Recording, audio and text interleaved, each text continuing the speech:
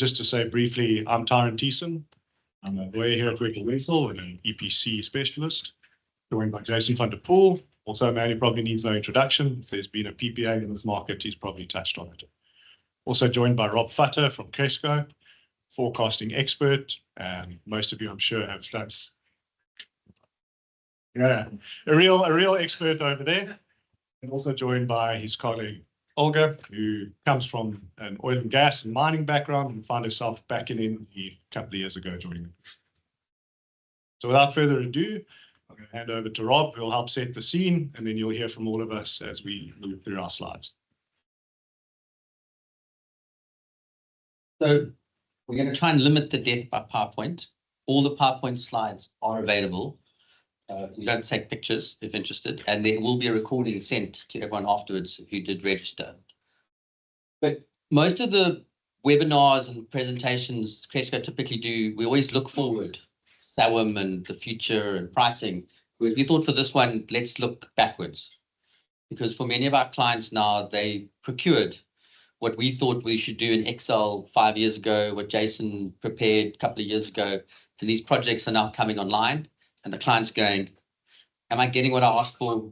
Am I getting at the price I asked for? And am I achieving these theoretical RE targets, or maybe more importantly, savings that we said? So that's sort of the link to the various topics: market changes, penalty regimes, forecasting, and then very much historical performance around procurement that Olga will talk about. So this is a standard Cresco sort of marketing slide, so apologies, but I want to just touch on the 3 blocks. So we've achieved this stage now in which we've got a very well-established bilateral wheeling market. And I think if you put 10 lawyers in the room, we'd probably all mostly agree on the terms of the bilateral deals at a high level, perhaps maybe not the actual numbers themselves. And now we're moving towards the aggregator market. And what we've seen from a recent procurement that we've run, and if we compare that procurement with, call it the Wentzel procurement, which I think is the biggest procurement we've had, a lot of the work we did on the Wentzel procurement was around how far developed the projects were. Did they have the cost estimate letter? Did they have environmental approvals? And was the tariff that was bid, how solid would that tariff be at financial close? Currency changes, budget quote, and we spent this whole time analyzing the tariff adjustment mechanism using the methodologies used in REAP. And then the PPA kind of, because of, I would say market standard, because of pressures from the banks and the buyers, we got to that PPA quite quickly. On this recent RFP, basically for a 5-year aggregated deal, we've seen that the quality of the projects is substantially better from a development point of view. They might not be as good from a wind resource point of view because the good projects are gone. The tariffs that most of the bidders have said are pretty much firm, subject to the PPA terms, not subject to currency and budget quote. But the PPA terms are apples, oranges, and in some cases, lemons. And that's become the harder part of the procurement, is actually trying to understand the risk allocation relative to the tariff. And in many of our clients, they've sort of evolved through this process now. And in many cases, they're willing to pay a premium, a slight premium, because it's still about savings, in return for the generator/aggregator willing to take risks that perhaps they didn't take under the bilateral deal. And I think that's been quite a key message from sort of looking back going forward. Then the next bit is this whole concept of balancing and forecasting, which is a historical view. People are starting to prepare for that. And that's not today's topic. But we are seeing that from the bilateral deal where it was really not even considered, to the aggregator deal where there's some thinking about forecasting, to how do we really prepare for this balancing market going forward. Now, this is also a example slide from Cresco. So we did an article with Standard Bank last year. We've updated it since then around renewables and penetration. And I think the key takeaways there, we're currently doing a sort of a February version, is that unfortunately, large-scale renewables has slowed due to grid constraints. Call it behind the meter batteries and utility BESS has increased, maybe not residential. I know there's been some pain in that space. Unfortunately, gas is still only coming in 2030, if not even later, based on the South African procurement being a bit slow. And I understand if you put in an order for a gas turbine now, you're probably at the back of the queue, because internationally everyone else is procuring gas. So we have those timelines. And then obviously the delayed coal commissioning, either being put pressure because of better EAFs or because Eskom's fighting back with the generation side. But what we do also see is that we need to move away from Excel spreadsheet forecasting and move away towards looking at the wheeling recons, automating our systems and understanding what's coming through. And then I think the big concern that we've had really from the analysis, and that's maybe one of the reasons we haven't had load shedding last year, is that I think we've lost a lot of demand in South Africa. We're all aware of the ferrochrome industry that's in distress and looking for special deals. But as part of our system marginal pricing, we've been taking data off the Eskom portal, and Eskom actually gives quite a bit of good data out there. And we think we've lost a lot of peak demand, not because of rooftop solar, because in many cases that wouldn't be involved in the peak demand, definitely in winter, but because we think we've lost a lot of light industrial or semi-commercial industrial out there. And I think at the basic level, that's a serious concern around GDP growth, because without demand, we're not creating stuff, or energy demand, we're not creating things, and therefore GDP is going down. So yes, load shedding good news. On the other hand, I don't know if GDP will continue to grow, at least in that sector. Now, how close will we get to our 2030 target versus what the IRP set? And what we have seen, though, is that we are seeing probably more PV installed in the grid and perhaps over-generating relative to that. So we're doing a bit of actual versus budget modeling, and we do see that on a P50 forecast on an hourly basis, and it is a limited data set because we don't actually have a lot of projects that have been generating for a long period of time. We are seeing overperformance on P50, specifically in the middle of the day, and in some cases, underperformance in the peak periods. And I think what we are worried about is that when a lot of these large utility scale projects come online, we're going to see the same scenario, and most of the savings sits in the peak periods. And unfortunately, Cresco has a view that we're going to move from a standard hour in the middle of the day to an off-peak hour in the middle of the day. And that was justified to a certain extent recently. I don't know, there are a few heavy energy users in the group, in the room, but Eskom came out with a proposal 2 weeks ago, because now suddenly we have excess energy, to say that if you can increase your demand in the middle of the day between 10 and 4, we will sell you that energy at half rates, and at 10 in the evening to 4 in the morning. And I think that then shows that we're going to move to off-peak power in the middle of the day, or off-peak pricing. And for us, that has a real concern around the robustness of the business cases. And yes, unfortunately, Cresco did a lot of those business cases. Luckily, Excel is not a perfect science, but I think a lot of people are starting to go, am I actually receiving the savings cases that I put forward to Exco 3 years ago? And if I'm not, how do I start mitigating that against that, both in my current contracts as well as future contracts going forward? And unfortunately, it's definitely not a perfect science. And that's what I'm trying to show here, is around the differences in the pricing. And that's also talking about point 5, is how do we also mitigate when the reconciliation program goes from monthly to hourly? Now, Shirley Salvaldi, who works for Cresco part-time, has told us that the reason we have monthly recons is purely because that's the way this Eskom billing system was set up 20 years ago. There was no fancy idea around how to set it up. And we would have gone hourly from day one if the billing system had been hourly, because we have the meter data to go hourly. The recent wheeling rules have indicated that there's a proposal to go to hourly. I know in the wheeling rules, they suggested that they'd be able to grandfather the historical deals. I just don't know how practically you can, if you're Sasol and you've done your first deal on monthly and then your second procurement's on hourly, how can you allocate energy? Who gets priority? Is it the monthly deal first because it was done 2 years ago, or is it the hourly deal? I don't think there's any prioritization. It's not like a lender where you have a senior debt and a subordinated debt. So in our view, no matter what people think, we all have to go to hourly. And then that creates obviously even more risk around, are we getting the savings? Because it creates the concern around negative or excess energy, either held by the buyer or the aggregator, or perhaps a risk between the two. Now, where are the traders sitting in this positioning? Hope I didn't put any names on there.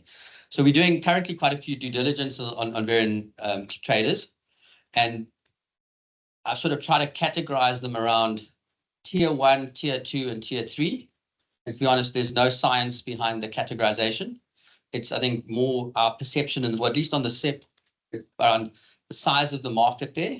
And then also off the recent RFPs, we have received bids, we've seen pricing, and we've seen their risk allocation. But we can see a clear move, I think, between the traders that are sort of winning the market, the ones that are in the middle, and then I think we're starting to see ones in the red and sort of maybe fall away, because there is a land grab. Everyone's trying to find the 12 o'clock energy demand and maybe a little bit of the 6 o'clock demand. And now you've got to come in and provide a bubble around that. So it is starting to be interesting. We're seeing a lot of M&A activity coming in around buying and selling and changes in the market there. So the question is, who is the right partner? I don't think there is one answer, but we have seen that you might get a good tariff, but you might not have the best risk allocation on the PPA. And it's up to the buyer to try and understand the difference between those two and understand where they sit, that they think the risk is relative to their business, be it their ability to be accurate in their demand forecasting or their ability to take the extra energy if it's not about. Now, I've stolen this slide from Neil. Thank you, Neil. Chris Yellen presentation last week. And this talks to the typical life cycle for many of our clients in terms of how they look at things. So, load shedding started, Eskom price went all over the place. They looked at wheeling deals. They investigated on-site projects. They realized there were limitations with on-site, either due to land issues or Eskom grid issues. They sort of were worried about what's happening at the Eskom retail tariff plan. And then they made a strategic shift from on-site to wheel-based supply, because the wheeling projects perhaps were moving at a faster rate than the on-site. Then they started re-looking at the on-site projects because the wheeling was at risk because of the wheeling changes. So we went back to sort of looking at on-site projects, warts and all, let's still push ahead. They looked at the reconciliation risk and said, well, actually on-site's probably better from a reconciliation risk, perhaps, because I'm managing my load versus return, and then started looking at BESS. And you can actually see a lot of the loads going through the same life cycle over and over in terms of trying to understand where it is. So once again, it's around the positioning and how much can a partner assist the client with all of this. In this recent RFP, we actually asked for aggregators/IPPs, and maybe aggregators aren't really the right people, to provide both a solution for an on-site and for wheeling. Because in our view, the client wants one single service provider who can manage its generation on its behalf and contractually control that. We didn't quite get the right matching because the good aggregator PPA was not the same person as the good on-site, so we didn't achieve our objective. But I think very much that's what we would see going forward in terms of that, is preferably one service provider providing as much of the outsource. Even if it's not through the same company, there should be at least some relationship to cover the contractual needs of the client. And then how do we achieve value for money? And at the top is the slide that talks about how we've gone from bilateral, BESS, phase one, SAWM, which is really us just looking into SAWM and seeing what Eskom's pricing, provision of ancillary service markets, and then eventually full SAWM when there's actually electrons to trade, which in our view will only happen in 28, 29. We still have a path to get there. And then the client, how they've moved from their renewables, say 35% to 55%. This is, both based on press releases as well as people's targets. They're bringing in the on-site. They're starting to look at the balancing mitigation. What do they need to achieve the 70%? And then perhaps not providing ancillary services over time. They then change their approach because they are cognizant of the monthly versus the hourly risk. Unfortunately, when you move from monthly to hourly, you typically lose about 8% of renewable penetration, and that's just a rough one because it does depend on PV and wind. Still issues to cover. And then the question still is, and I know some people have 100% in the 75 mark, but in reality, I think it's 75 is probably more realistic. How am I actually going to achieve that based on the current grid allocation and where the market is? And I think there's still a number of challenges to achieve these targets over there. So what is the loads doing? We started from fairly, what I would call simple PPAs, right? Complex to negotiate, but maybe quite simple to manage, to fairly complex with firm and non-firm and recon periods in terms of makeup periods and different pricing, to the concept of balance responsibility and who takes that risk. In this recent RFP, the balance responsibility risk was allocated to the off-taker or not even mentioned at all. that's going to change, and I think Jason might touch on that. We're then moving to how does BESS get contracted. It depends if it's on-site or wheeling. And then, how do we move and what do we do with this excess energy, especially if there's continuous demand reduction. And for many loads now, and definitely in Europe, demand reduction actually is also an ancillary service and can be priced accordingly. And we're seeing that there is perhaps a way to get, especially the ferrochrome smelters, and I don't know if many people know this, but as part of the special deal, these ferrochrome smelters also have to sign up to over 200 instantaneous demand response and supplementary demand response by the system operator. So they are being used as this huge battery. And that obviously is probably the cheapest form of battery, maybe not in terms of the overall price of the energy, but relative to building a new battery. And if the ferrochrome industry isn't there, someone else has to take up that opportunity. So we still need 2,000 megs of BESS available for 2 or 3 hours just to replace that flexible generation that the system operator has been using. So I think that talks to the load. Can they reduce demand to support the grid? But if they reduce demand, they've now signed up to a wheeling deal. What happens to the excess energy? Do I take the chance of paying more on the excess energy than I do on demand? And this is creating so much more complexity for clients who historically, I remember, what is it? The joke is 2015, my energy strategy is to go to the Eskom Golf Day. Whereas now you kind of, even a small load with maybe using one person in the room here, 100 sites of maybe 100 megs across them, he doesn't need a full Bloomberg terminal, but he needs to know what's going on to understand what the opportunity is from that point of view. So interesting times, but the complexity is just increasing from that point of view. Thank you. Did I make it too long?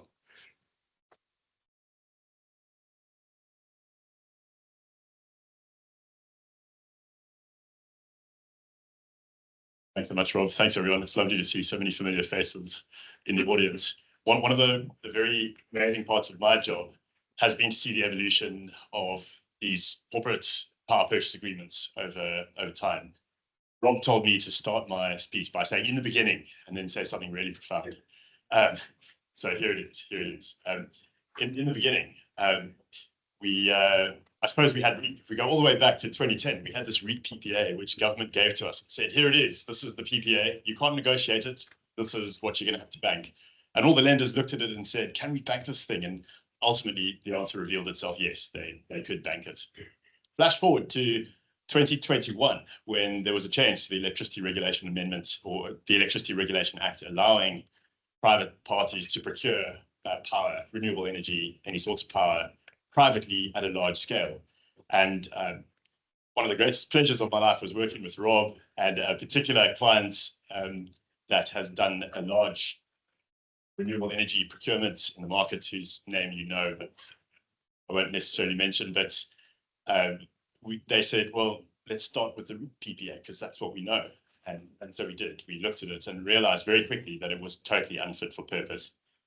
And we stripped in a bunch of complexity to deal with the nuances of a private versus a public power purchase agreement. And flash forward to now, where not only is there a lot of water under the bridge on corporate power purchase agreements, but a massive rise in the complexity of those private power purchase agreements. We also have SOWEM on the horizon, and the crystal ball is looking quite murky from a regulatory perspective. There's a lot of moving parts. We've got the market code that we're waiting for. We've got wheeling rules. We've got trading rules. We've got a slew of aggregators doing very interesting work. The complexity of these power purchase agreements, in other words, is going up at a very rapid rate, almost a dizzying pace of change in this space. So what I've got in these slides is 5 case studies. 4 of them actually look remarkably similar, different categories of corporate power purchase agreements, but with very similar regimes for one particular aspect of these power purchase agreements, and that is what happens when you don't make your guaranteed performance measures. So we've taken that as just one aspect out of many aspects that have sustained increased complexity in these power purchase agreements. So for the case studies,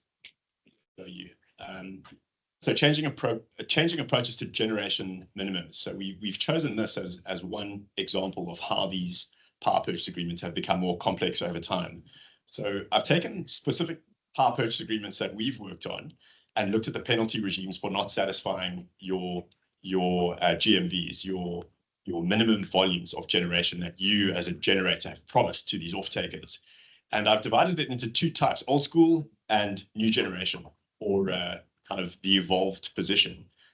So in the old school, I've looked at an aggregator power purchase and storage agreement. So we recently closed a very big power purchase and storage, solar PV plus battery, biggest in the market, but I don't think it's been announced publicly. Like Tassel, but you can't say that. Are you sure it was that one though?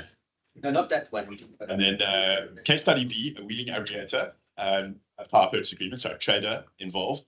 Case study C, also a wheeling aggregator with a power purchase agreement, but it's actually a bilateral deal.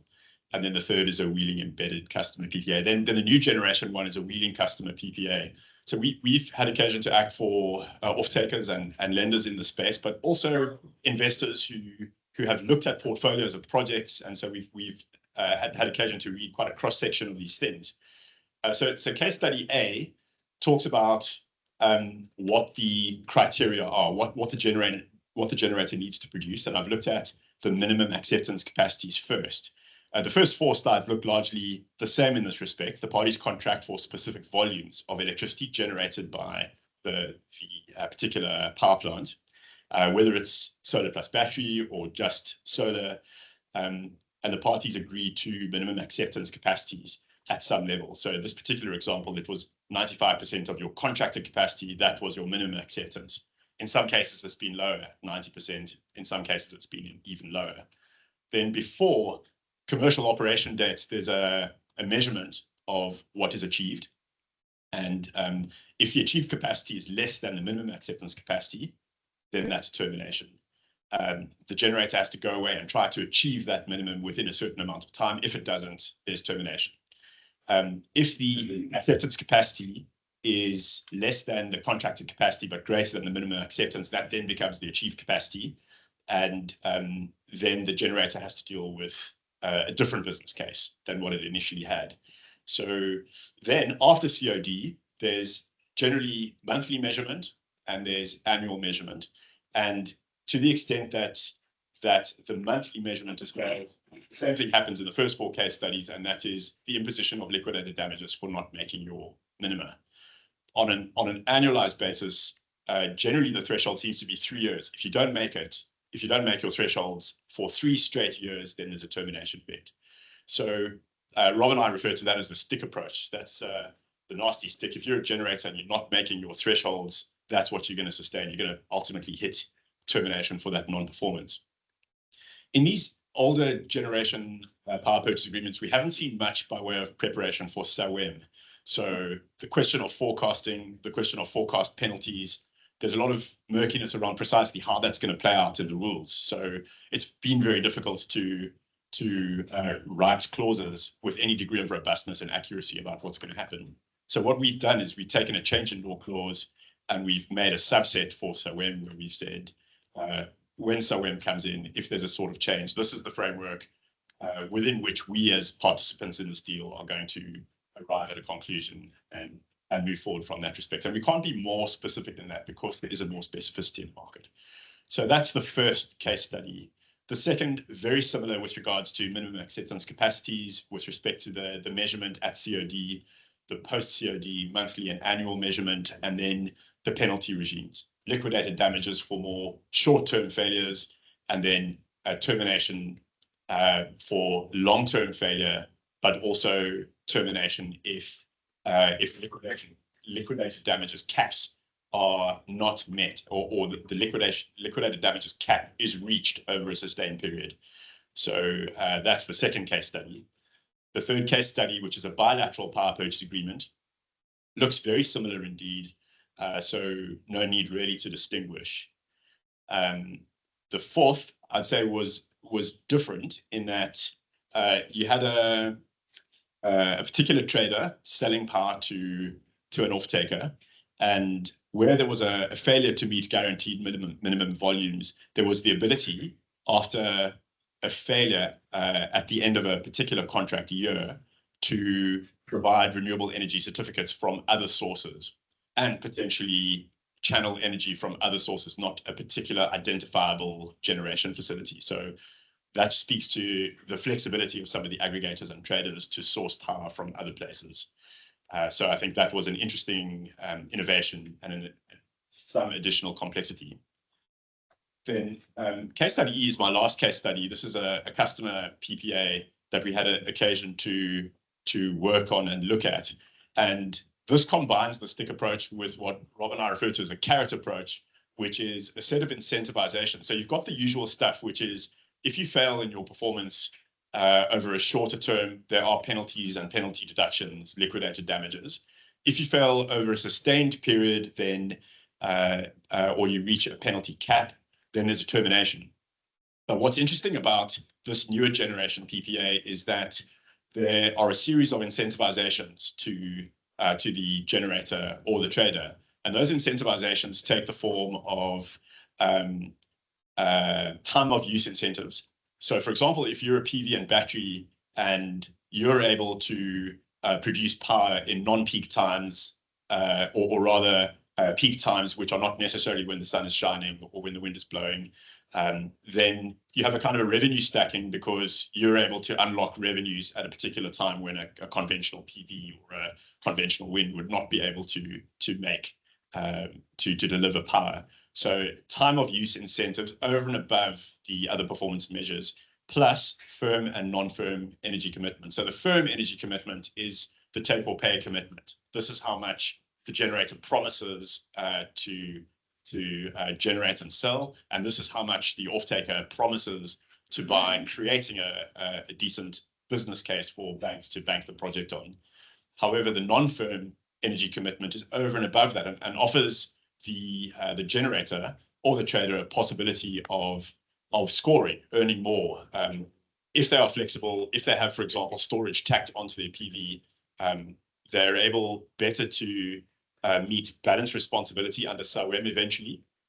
They're better able to generate in peak times of use and score peak tariff as a result, creating a better business case for the generator and the trader. So that's the stick and the carrot approach. Still the usual penalties, but a high-low scenario, firm, non-firm scenario based on time of use. And if generation in the desired times of use happens, then there are attractive tariffs, and there's far greater flexibility for customers and greater complexity and risk for the generator and the investor. So it's almost an evolution to a customer market where customers are quite rare specimens. They've got a lot of choice to choose from, a lot more competition in the market. So traders and generators are having to be increasingly competitive in order to seize that market share. So those are my case studies. I think looking forward, there's going to be even more complexity as SAWEM dawns. I think Rob is going to do a webinar tomorrow about all that stuff with our competitor, sadly. But regardless, that's going to be very interesting. And as I said earlier, the crystal ball is a little murky to the extent that we don't know yet what's going to happen with Eskom's transmission assets. Are they going to be separated out into the transmission system operator, as is indicated in the Electricity Regulation Amendment Act? Or will Eskom hold on to the NTC and those assets and lease the transmission business to the transmission system operator, which seems to me like a terrible idea, but that's just me. Plus other regulatory uncertainty that I've alluded to that I think is causing independent power producers and traders really to question where to channel investment, how much to channel investment, and it's driving increased complexity in the PPAs that we're drafting. So, Yeah, I mean, of course. maybe just to build on what Jason said. So Olga and I have been doing quite a bit of international research. We talk about hybrid PPAs and lots of terminology, and we actually get into the PPAs. We're largely doing what internationally people are doing already. We're just using different words, right? Also different tariffs. So we're not really behind in that space. I think where we are a little bit different in the European spaces, they have more of a market precedent PPA around things like network event, change in law and that. So the commercial structures are similar, but on the other not sort of the stuff that gets covered really nicely in the direct agreement and REAP, in South Africa, we're seeing different risk allocation, and that's where I think we are different to Europe. Documents for power purchase. And perhaps that is where South Africa heading. What we're experiencing right now is each case is really quite different. PPAs look very different to one another. You can have one trader with a very, very different model of selling to their customers than another. So perhaps standardization is a kind of a next chapter in our story. Byron.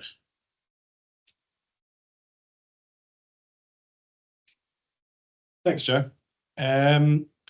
I was thinking of sitting down, but I see Jason has stolen my chair, so no worries. Okay, we're going to move on to a little bit more of a brick and mortar part of this discussion, where the kind of practical element of the hypothetical arrangements contracted in early start, really coming to life. Ultimately, someone has to build this thing, design it, and operate it in its future. And when it comes to building energy projects, if we look at energy projects as a whole in terms of their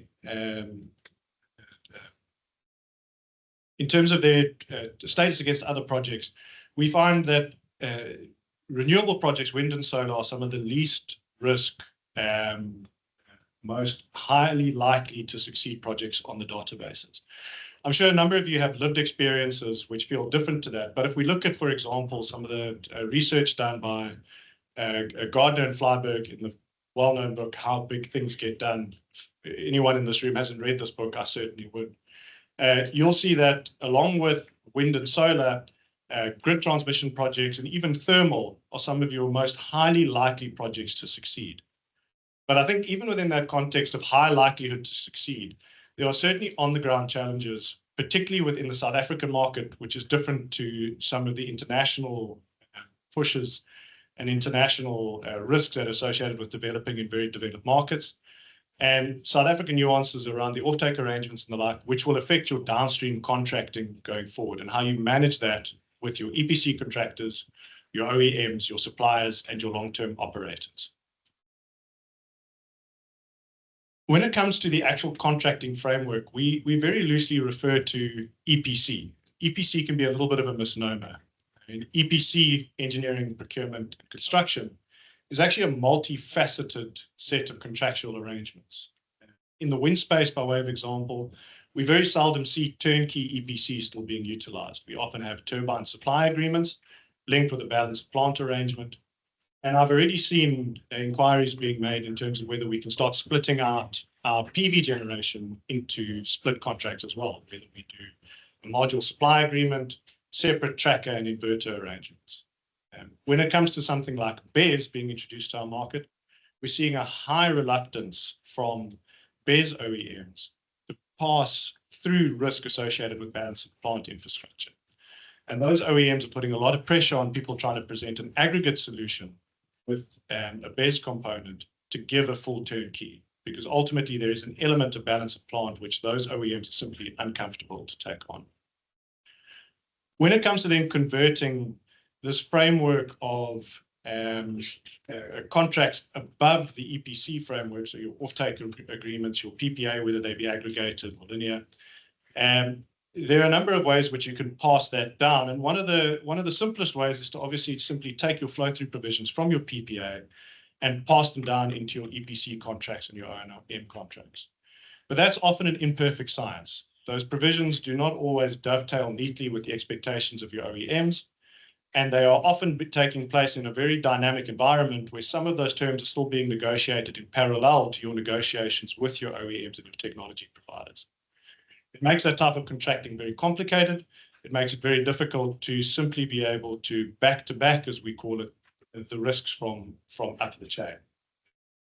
And the other thing we try to do in terms of ensuring our EPC contracts are fit for their purpose is ensuring that the functionality of the equipment that we're going to use goes through a very robust procurement process with a well thought out RFP, with well translated inquiry terms finding their way into the ultimate contract.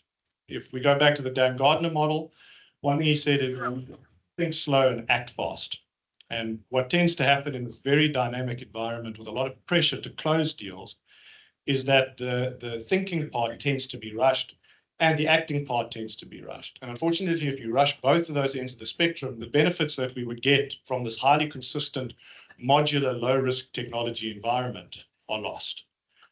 And what is also a particular nuance within the energy environment is merging your EPC contracting framework within the system that it's going to feed into. There are unique grid issues within the South African space. And within the renewable space in particular, it is still a advanced technology. We are only now starting to learn how the grid is going to react to certain of these technologies coming in. Harmonics issues, things like subsynchronous resonance for those who are more on the technical side, and the challenges that those then impute on the developers and the performance of that plant in the long term when you may have tripping or other issues which stop generation. What we try to do as a general concept when it comes to EPC and O&M contracting is pass risk to the party best able to manage that risk. But unfortunately, in the world we find ourselves, there are often drivers that move that allocation of risk because of commercial issues. So sometimes we find that we will force risk to be held by parties who are not actually best placed to take on that risk. And in a couple of slides, I'll talk about where that misallocation of risk can actually ultimately prejudice the project overall, particularly if we're not clear about what it is those risks are upfront and we haven't highlighted them and understood them and adequately provisioned for them in the future. Another issue and area that is often overlooked when it comes to the performance of these plants, looking at the kind of retrospective element, is the IP implications of the infrastructure and its software.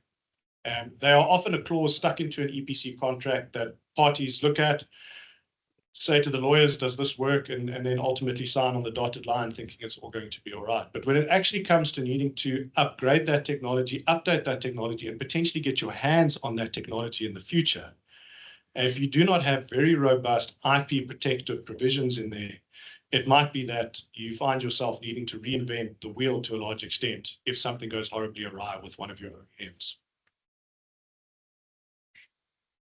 Luckily, when it comes to energy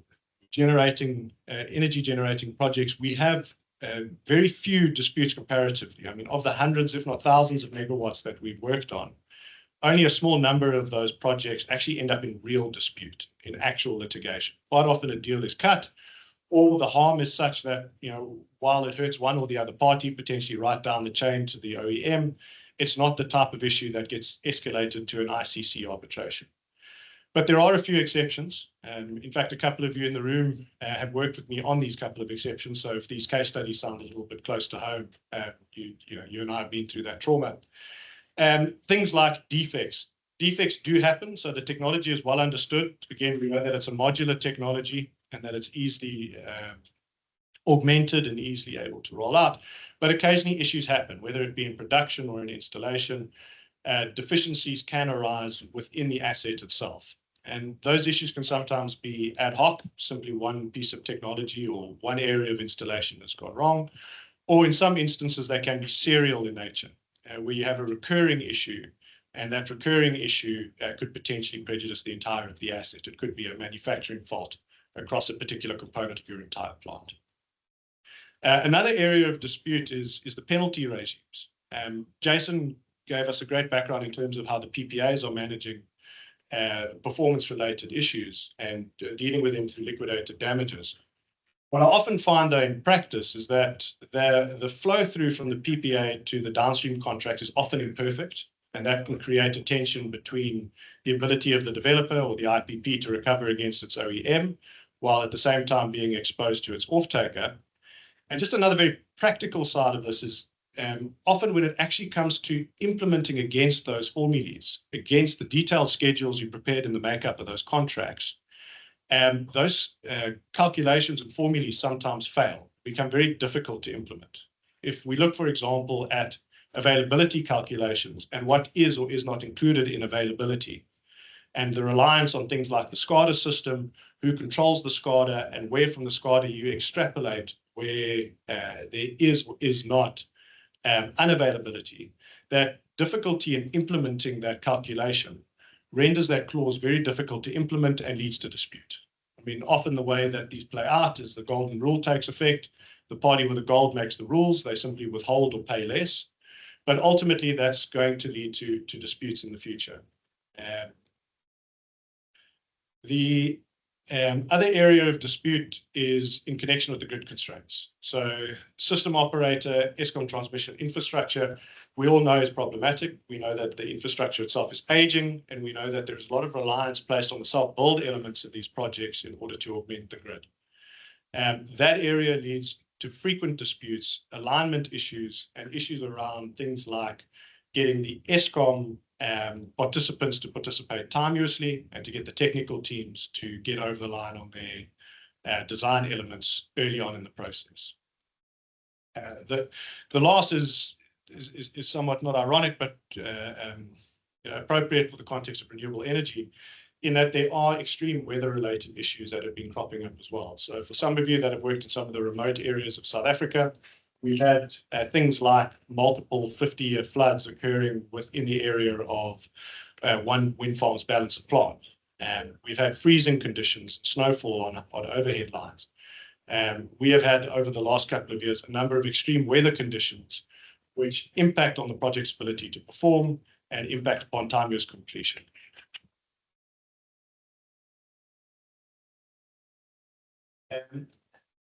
When it then comes to how we can try and avoid some of these things going forward and the lessons that we've learned from our contracting kind of finger burns, probably one of the most important to me is correct scoping, the whole think slow, act fast mentality. Seldom do we apply our minds with sufficient time and give ourselves sufficient leadway and runway into the conclusion of these contracts to properly mitigate the risks in procurement. The pressure to close deals is enormous, and this parallel process of trying to negotiate your commercial deal while forcing your downstream contracts to keep up can often jeopardize the overall project success. Another area of kind of frequent issue for me is the fact that people ignore their problems. On the EPC and O&M side, claims and issues don't age like good red wine. They sour quite quickly if left unattended to. In some extreme situations, we even find that prescription, a legal concept where you can lose your rights after 3 years, comes into effect because people have ignored the problem for so long. Touched earlier on the fact that some of these plants do suffer from issues like serial defects.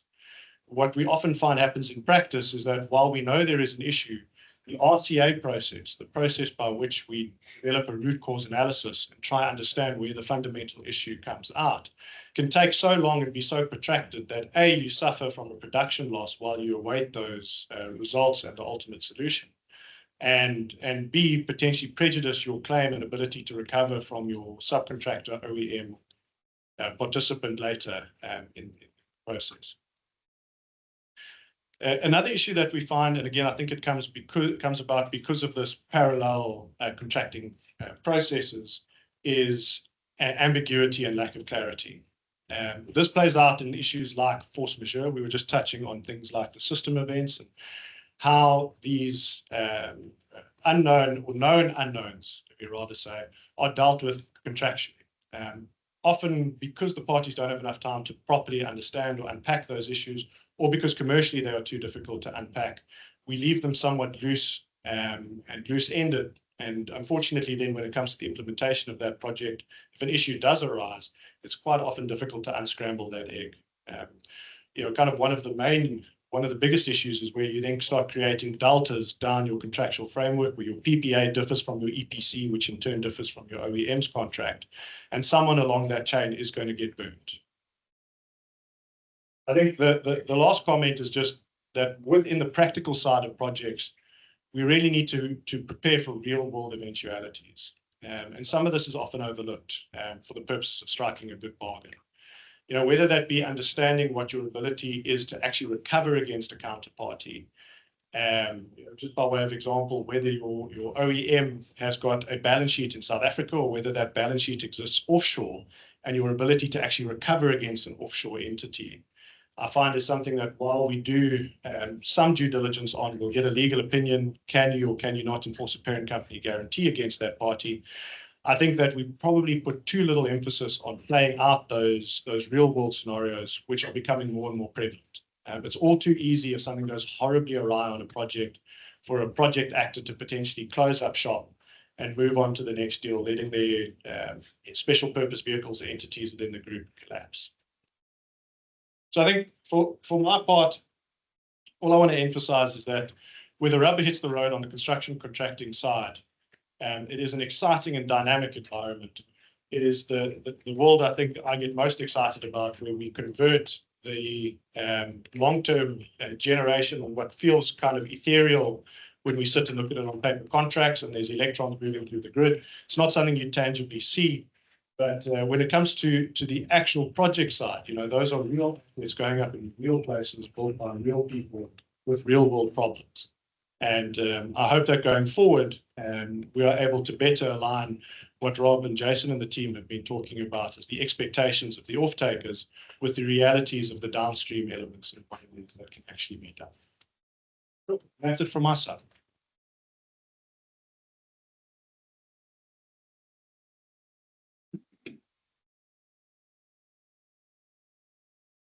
Right, well, thank you, everyone. Thanks for joining us today. I'm the last one, so obviously all the pressure is on me. I'm sure everyone is ready to finish, so I'll be quick.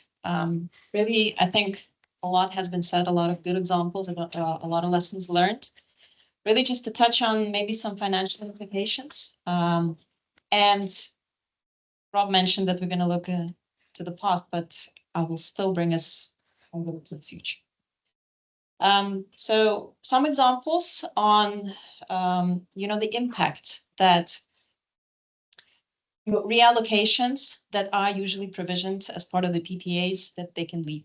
So in terms of the generation, there are often clauses that allow the generators to reallocate, right? So if they underperform in a certain period, right, we've been discussing, those clauses that sort of provide you commit to generating certain time periods, usually relating to time periods. But there are still clauses that allow you to reallocate. So if you underperform in a certain clause, you can overperform in certain periods, you can overperform in other periods. So what usually happens is that you have allocations to peak, standard, and off-peak periods. And what we're seeing is that peak is usually the one that creates all the problems, right? So if you really do underperform in peak periods, and then you, for example, overperform to get to your total requirement in, for example, off-peak periods, that leads to really serious consequences from the savings perspective.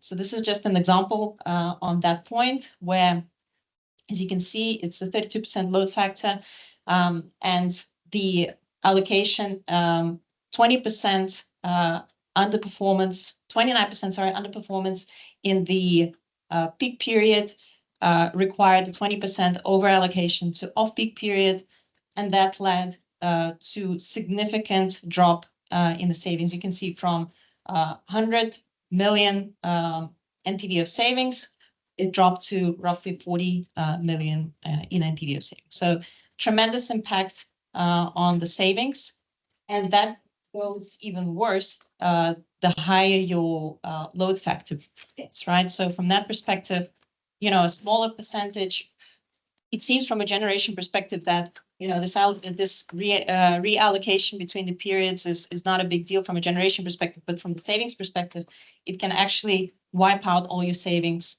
at once.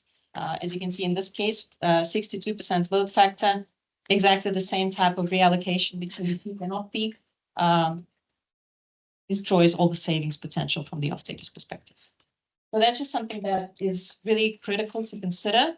And that just speaks back to the PPA structures that Jason and others have been alluding to, where your risk allocation between generators and ultimately off-takers is becoming a critical consideration.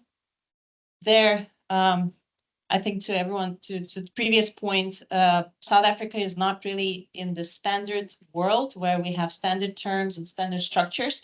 Elsewhere in, for example, in Europe, actually all around the world, it's becoming more standardized. So there are different PPA structures that have been utilized. Historically, companies have relied on, standard PPA structures like pay as produced. And you can see, but the world is now evolving into more sophisticated structures. For example, pay as nominated is the most recent and most it's gaining quickly popularity. And you can see that the main difference really is in risk allocation, right? And specifically in the volume risk allocation. So at pay as produced, take-or-pay PPAs, which we see, being implemented a lot in South Africa or have been implemented a lot in South Africa, they really put a lot of risk to the buyers, and ultimately they take a bigger toll should anything happen from the generation perspective. Pay as nominated, on the other hand, is trying to balance that in its typical structure. The aim of pay as nominated is trying to balance the risk allocation between generators and the off-takers.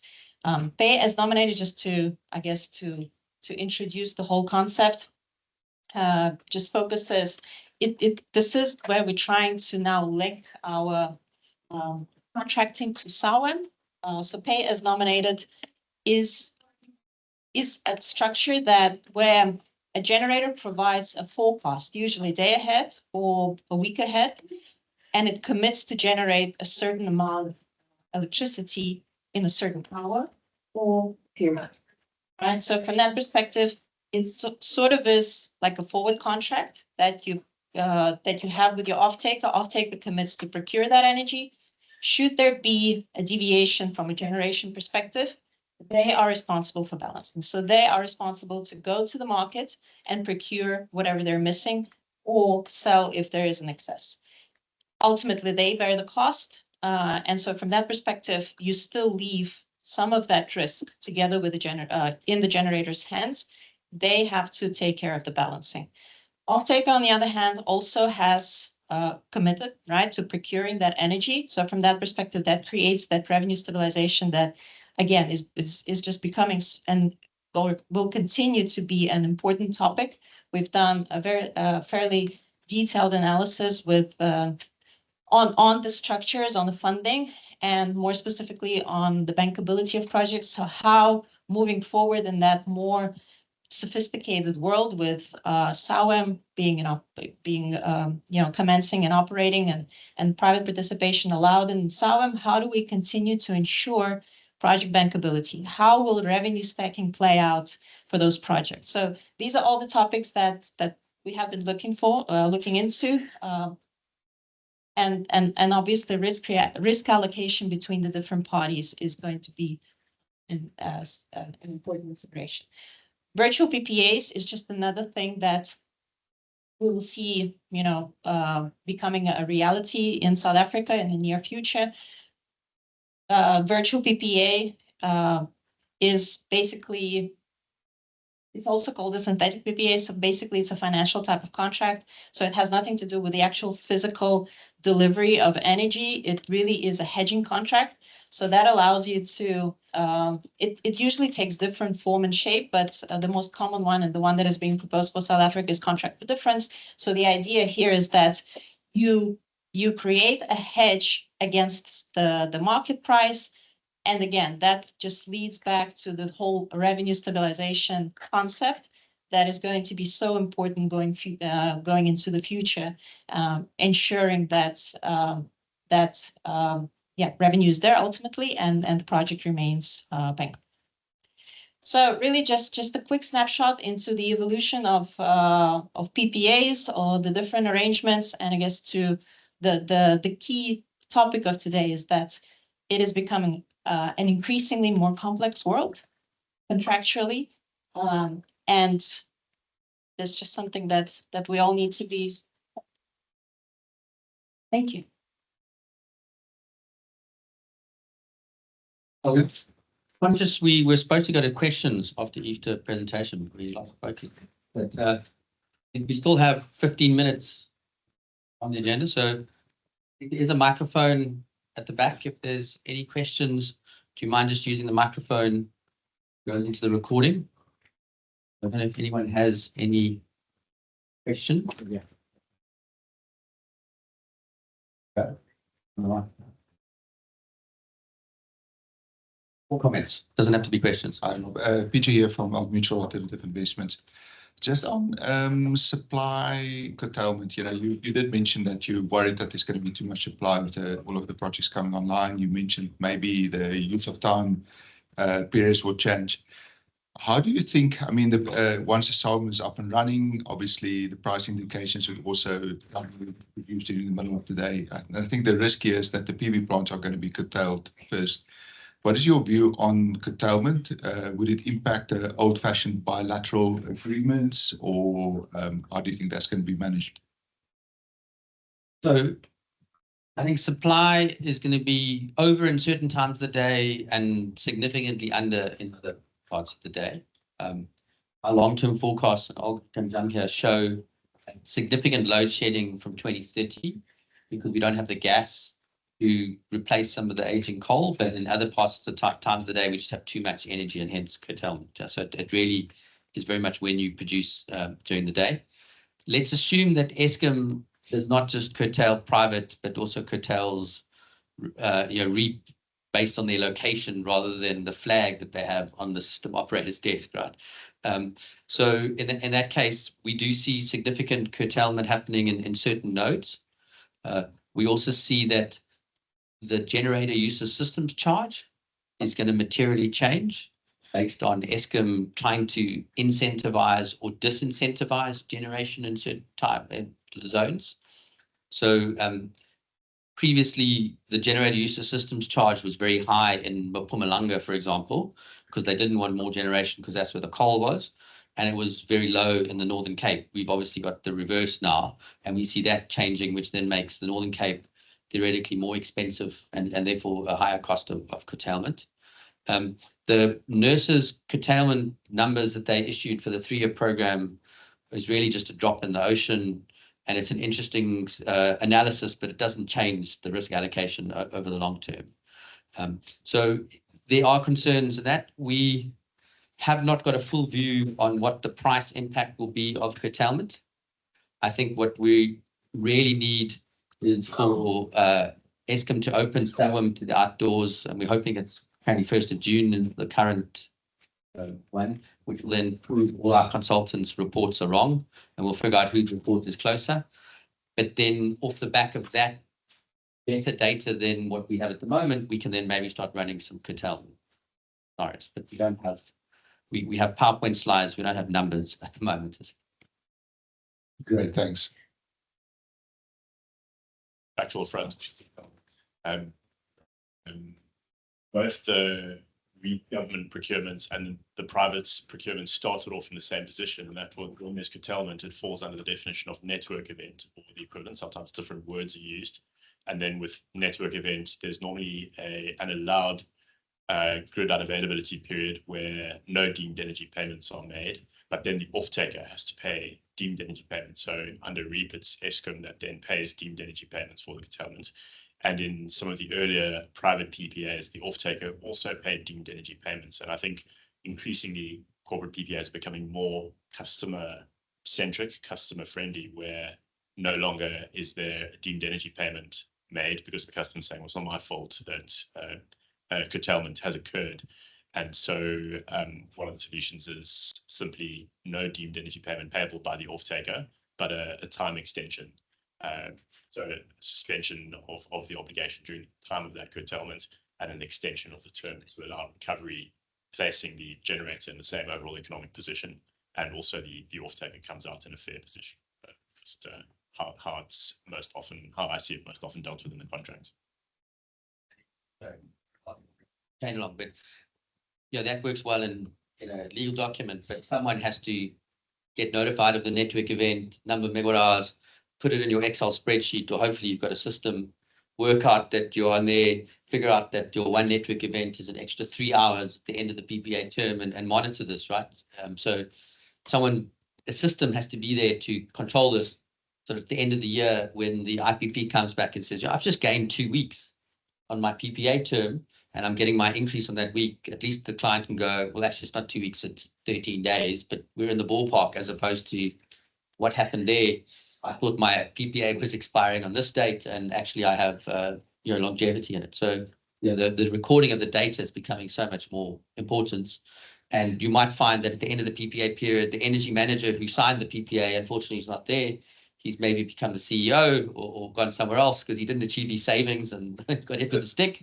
And this poor person who's still there now has to go, I didn't expect this, right? And then so systems controls, never mind, grid controls and all the stuff Ty gets excited about. But just on the back end thing, the requirement for data is just increased complexity is there.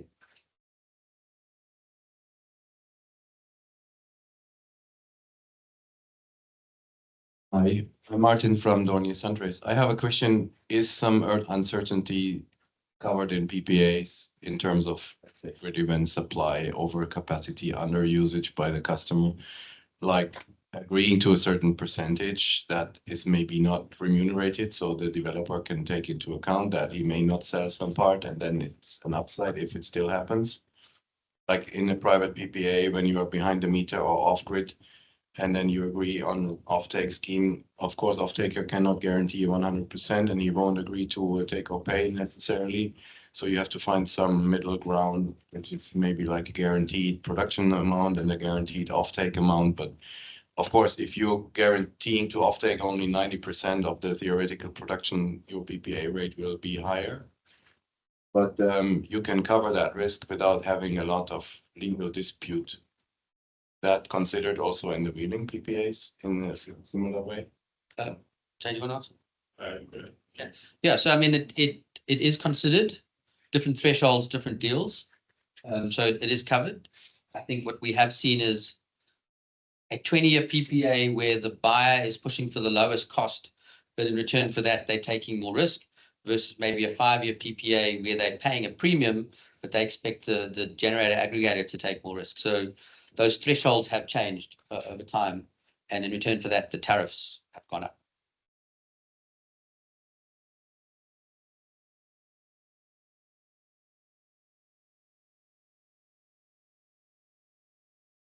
Question time. So my view is that in the world of aggregators, the winners are going to be the ones that are vertically integrated. One, because you can share profit, like the old Bidvest, you have a share of this and a share of this, and in a downturn, not just the aggregator takes the pain, but everyone there.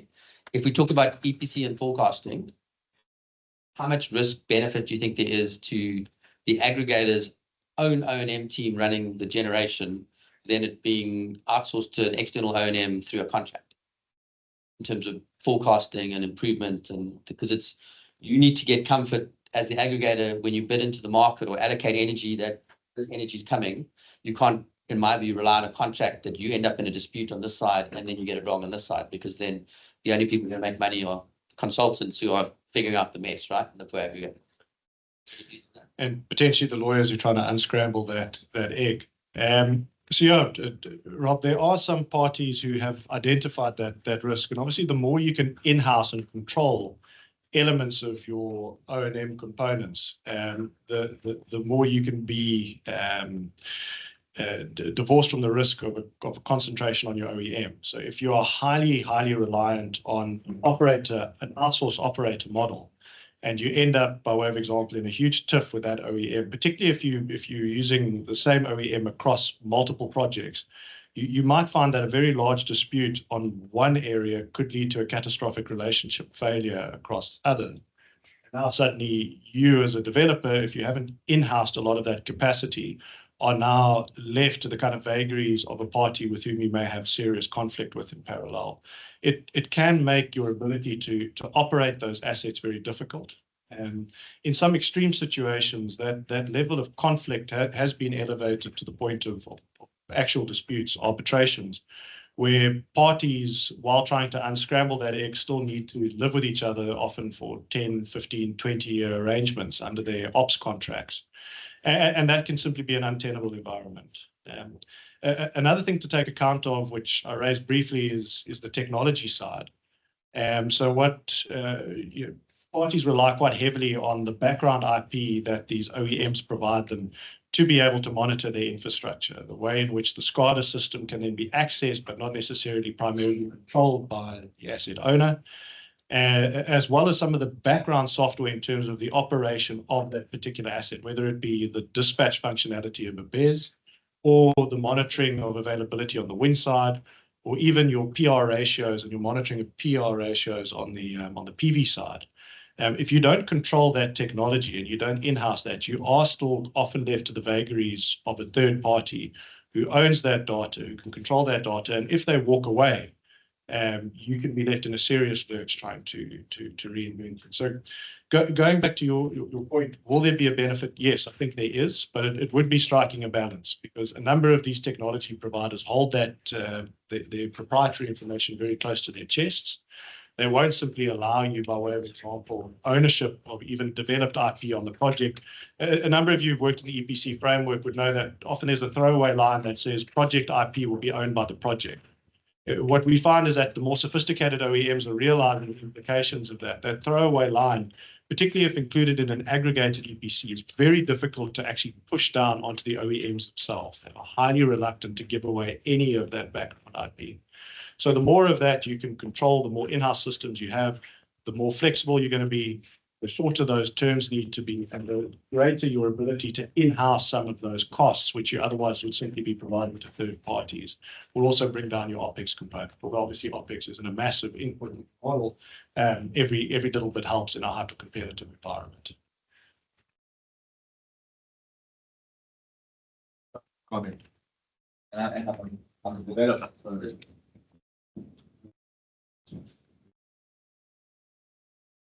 Ms. Bellingham from Kind Money. Excuse my slight ignorance on this topic, as I am a specialist developer. But I would imagine that the benefits of what you've just said would be somewhat eroded by the lack of capacity for, say, an aggregator or trader to take that role versus a specialized O&M. Surely there's some kind of erosion in that, and similarly from the OEM. You know, to suddenly take that on overnight, that's quite something to do.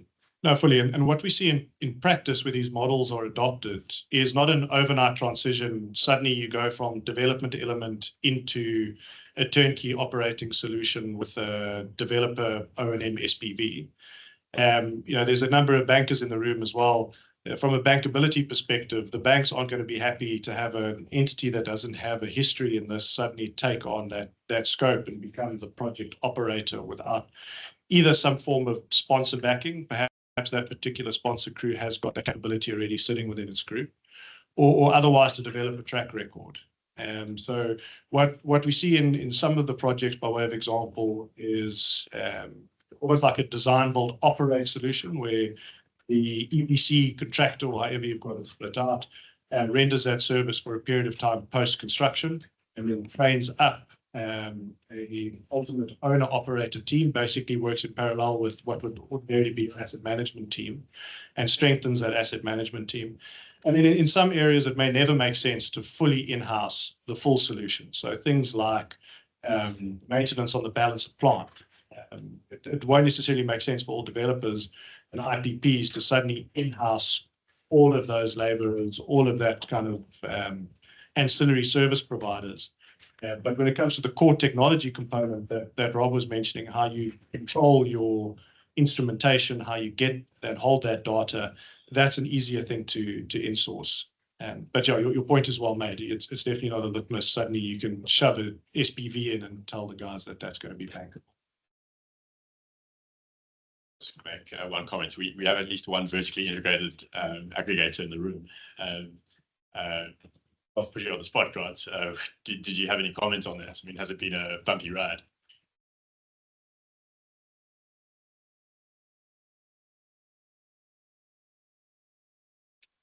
Thanks, Jason, for putting me on the spot. Grant from Envusa Energy.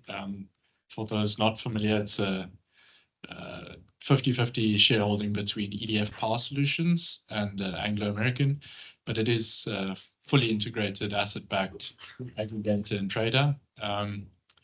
So to answer your question, Jason, no, I think it was a deliberate choice of the shareholders to set it up this way, purely to aim for the best outcomes for the off-takers.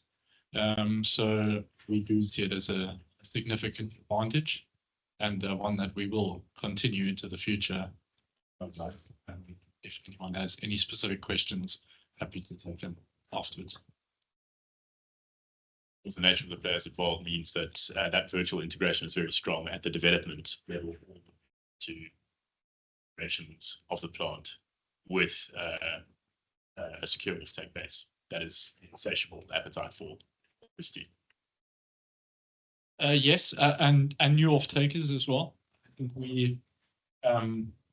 we're seeing, obviously everyone knows our existing customers. We have 520 megawatts coming online now in the next 3 to 6 months, 2 of the generators, and then followed by a third for that original Anglo offtake, which was at the time Anglo American Platinum, now Valterra, Kumba, and De Beers. But we have probably 340 megawatts, not probably, definitely 340 megawatts of wind that has secured grid, very mature projects that are ready for contracting or financial close this year in 2026. About half of that will be taken by that existing offtake base, and we're speaking to multiple other offtakers about the rest, and the same messaging resonates with them. It does give them a sense of stability in terms of the full sort of value chain. Also, understanding for the off-takers, kind of, we understand the art of the possible in every realm, right? In terms of what's possible through ESCOM systems to what's possible with EPCs, etc. So that full integration does definitely give the off-takers a sense of proof of delivery, and also understanding that where there is innovation to be had in the market, we're likely to. Yeah, thanks for being a very engaging audience.